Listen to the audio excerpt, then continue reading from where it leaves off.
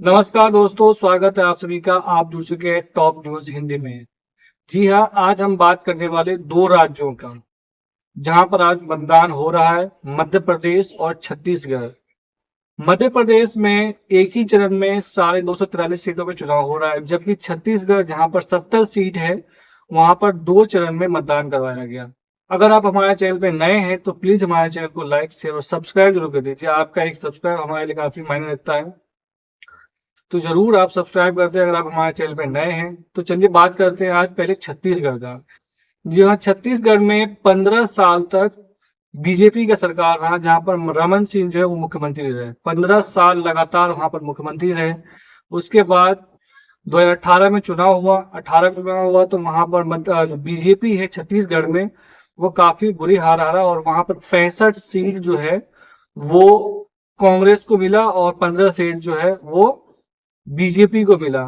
फिर 2023 में चुनाव हो रहा है, वहां पर मुख्यमंत्री भूपेश बघेल को बनाया गया था कांग्रेस की तरफ से, जो काफी अच्छा काम किया। लगातार 5 साल तक एक नई नई योजना लाए, गोवर्धन योजना लाए, एमएसपी उन्होंने धान का बढ़ा दिया, और भी कई ऐसे योजनाएं हैं, अच्छे महत्वाकांक्षी योजना है जो भूपेश बघेल ने लाया था। तो इस हिसाब से देखा जाए तो जो छत्तीसगढ़ है वहां पर बीजेपी कमजोर नजर आ रहे थे, शुरुआत से ही कमजोर नजर आ रहे थे। तो बीजेपी ने इसीलिए तय किया कि वहां पर दो चरण में मतदान करवाया जाए। तो पहला चरण तो हो चुका है और दूसरा चरण आज हो रहा है। और ऐसा जितने भी सर्वे आए अभी तक, सभी सर्वे ने कांग्रेस को छत्तीसगढ़ में बढ़त दिया है। यहाँ पर जो मुख्यमंत्री भूपेश बघेल है उनके कामों को लोगों ने काफी ज्यादा पसंद किया है। और दोबारा जितने भी सर्वे है उन्होंने दोबारा दिखाया कि दोबारा वहां पर कांग्रेस जीतने जा रही है, 100% जीतने जा रही है। क्योंकि वहां पर आपने देखा होगा कि बीजेपी की जो बड़े बड़े स्टार प्रचारक है वो दोबारा वहां पर गए नहीं ज्यादा प्रचार करने के लिए। इसका साफ संकेत ये था कि वहां पर बीजेपी पूरी तरह से कमजोर है, वहां पर सत्ता में नहीं आ सकती है। कोई भी पार्टी अपना संसाधन वही इस्तेमाल करना चाहेगा जहां पर उसे रिसोर्सेज दिखता है कि यहाँ पर हम सत्ता में आ सकते हैं। तो वहां पर लगभग बीजेपी ने गिव अप कर दिया, और वहां पर जो है कांग्रेस काफी ज्यादा मजबूत दिखाई दे रहा है, और दोबारा उसके सत्ता में आने के चांसेस 100% है। तो अब बात करते हैं मध्य प्रदेश में। मध्य प्रदेश में एक ही चरण मतदान करवाया जा रहा है। वहां पर 243 सीटें हैं मध्य प्रदेश में, और पूरे 243 सीटों पर एक ही चरण में मतदान करवाया जा रहा है। यहाँ पर भी कांग्रेस 2018 में सरकार जरूर बनाया था, लेकिन 15 महीने के सरकार में जो ज्योतिरादित्य सिंधिया थे उन्होंने बगावत कर लिया अपने 22 साथियों के साथ, 22 विधायकों के साथ। कांग्रेस से बगावत करके बीजेपी में चले गए, और जो कांग्रेस की 15 महीने की सरकार थी वो गिर गई। तब से कमलनाथ जो वहां के पीसीसी प्रेसिडेंट है अभी वर्तमान में, वही मुख्यमंत्री थे। तब से कमलनाथ जो है वहां पर काफी ज्यादा मेहनत किया, सक्रिय हुआ। ग्वालियर चंबल में काफी उन्होंने मेहनत किया। कुछ समय बाद ग्वालियर चंबल से जो आते हैं बड़े नेता डॉक्टर गोविंद सिंह, उसको नेता प्रतिपक्ष बनाया गया, ये संदेश देने के लिए ग्वालियर में अभी भी कांग्रेस मजबूत है। और जितने भी सर्वे अभी तक मध्य प्रदेश के ऊपर आए हैं, चाहे वो एबीपी का सी वोटर हो, चाहे टाइम्स ऑफ भारत का जो सर्वे हो, चाहे लोक पोल ने सर्वे किया था, इंडिया टीवी ने भी सर्वे किया था, जितने भी सर्वे आए हैं, लोकमत सीएचडीएस का भी सर्वे आया था, जितने भी सर्वे अभी तक मध्य प्रदेश के ऊपर आया है उसमें कांग्रेस को फुल बहुमत के साथ सरकार बनाता हुआ दिखाया गया है।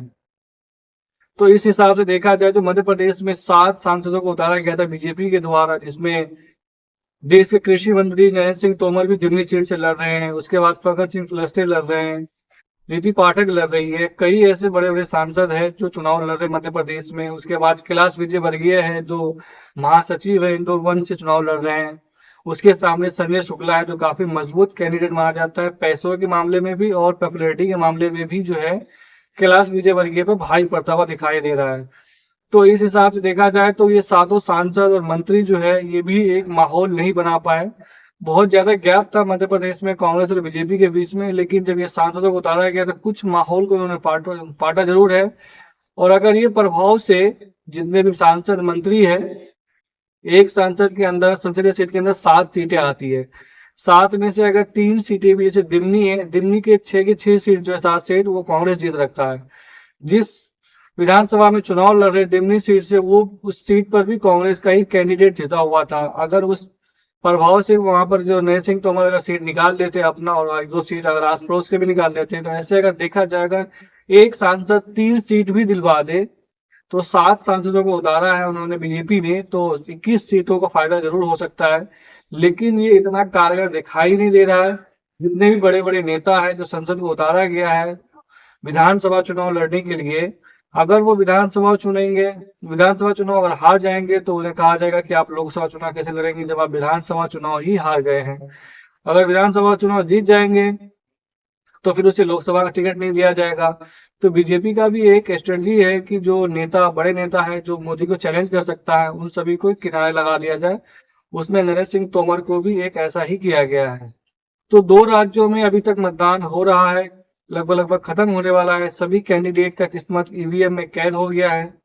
आप किस राज्य से, अगर आपके पास हमारा वीडियो पहुंचता है, अगर आप मध्य प्रदेश छत्तीसगढ़ से हैं तो आप बता सकते हैं कि आपके किस विधानसभा से आते हैं और कौन आपकी तरफ सरकार किसका बन रहा है, कांग्रेस का या बीजेपी का, आपकी तरफ किस कैंडिडेट का पलड़ा भारी है। तो आप जरूर कमेंट करके हमें बताइए। अगर आप हमारे चैनल पर नए हैं तो प्लीज हमारे चैनल को लाइक, शेयर और सब्सक्राइब जरूर कर दीजिए। धन्यवाद।